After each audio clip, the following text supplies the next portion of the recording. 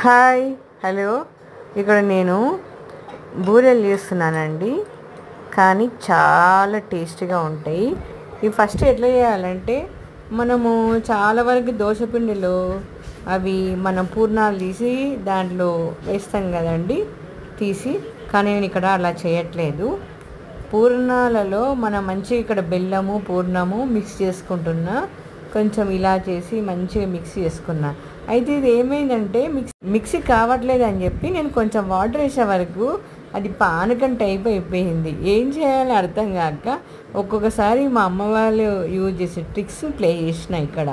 అదో ఆ విధంగా బాండి పైన పెట్టి దాన్ని గట్టిగా పానకాన్ని మంచిగా తిప్పుతూ ఉన్నాను. అది మంచిగా గడ్డ కడుతుంది. మంచిగా అయిందండి.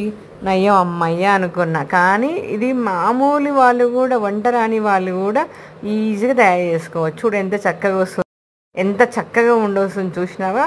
అయితే ఇది ఫెయిల్ అవుతుందేమో అని అనుకున్నా కానీ ఫెయిల్ కాలేదు. చాలా చక్కగా వచ్చింది.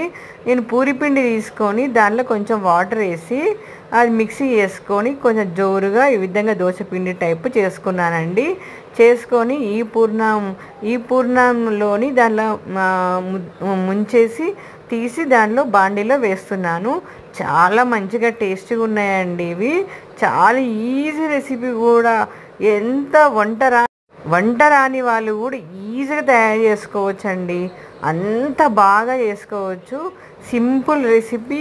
నాకైతే చాలా తొందరగా అయిపోయింది ఈ రెసిపీ అనేది. నాకు అనిపించింది అయ్యా ఎంత చిన్న ట్రిక్తో ప్లే చేయాలి. Like, share, subscribe.